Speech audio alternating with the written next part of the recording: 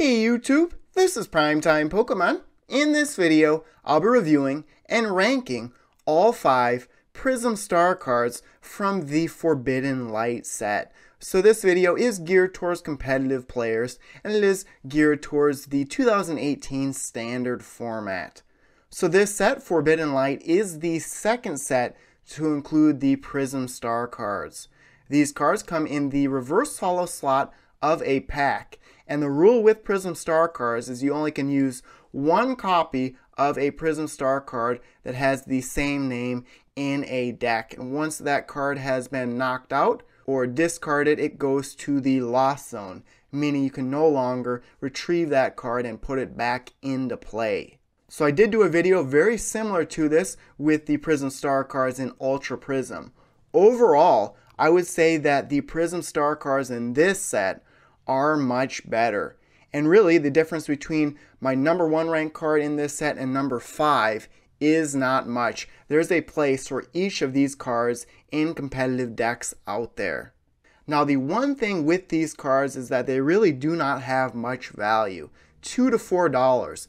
I would say that the reason these cards aren't worth that much is because they are limited to only 1 per deck. So the 5th best Prism Star card from this set, or really the worst Prism Star card from Forbidden Light, would be Lysandre. This is a supporter card that says the following: for each of your fire type Pokemon in play, put a card from your opponent's discard pile in the lost zone. So the main reason that this card is the worst Prism Star card from Forbidden Light would be that this card is limited to fire type decks.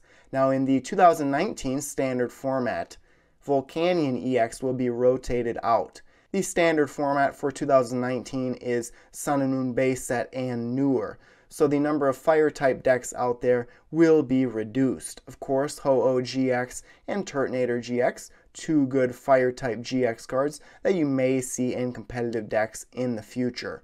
But if you are building a majority fire type deck, this is certainly a card to use. A deck that this card would be very good to use against would be a Garchomp deck, where you have cards in the deck that retrieve cards from your discard pile and then recycle them, putting them back into either your hand or the deck. You can then use Lysandre to put those cards into the lost zone so they can no longer get Cynthia, for example, back into their hand. The 4th best Prism Star card, in my opinion, would be Volcanion. This card does have a solid HP of 160. It does have a high retreat cost though.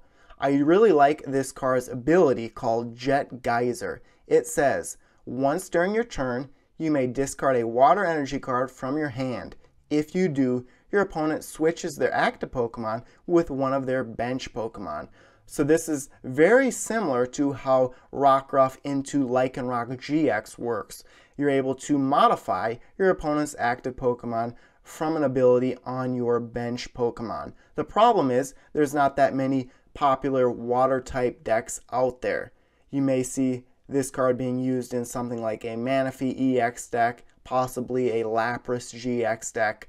So the number of decks, at least right now, are limited in where you can use this card. Alolan Ninetales is popular, that type of thing. So there are decks out there, and this ability really makes a huge difference. Potentially you can modify your opponent's active Pokemon and then knock that Pokemon out right away.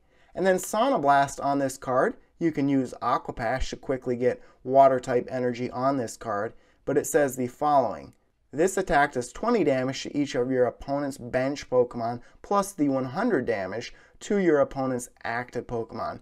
So for 3 water energy, it's not a bad move, especially spreading damage around. So if you are building a water type deck, this is a great card to use. You can also then use Brooklet Hill to get this card on your bench right away. So again, I really want to reiterate that all of these Prism Star cards are good and definitely deserve consideration when deck building. So the 3rd best Prism Star card, in my opinion, would be Arceus. Now, similar to Volcanion, this card does have a high HP of 160. This card also has a low retreat cost of only 1 colorless energy, but it is weak to fighting type Pokemon. This card has a decent ability, but the main reason you want to use this card is for its move. Its ability is called First Law, and it says, prevent all effects of your opponent's attacks except damage done to this Pokemon. So you don't have to worry about Arceus becoming confused or paralyzed or anything like that. But the main reason, like I said, that you want to use this card is for its move, Trinity Star.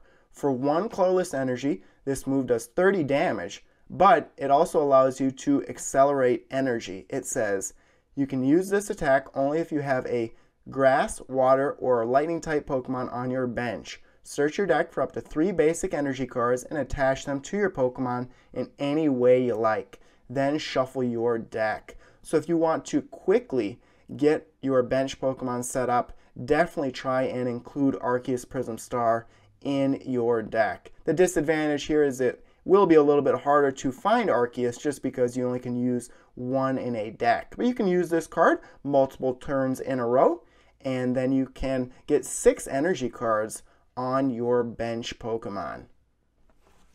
The second best Prism Star card from Forbidden Light would be Beast Energy. This is a special energy card that provides 1 colorless energy when attached to a Pokemon.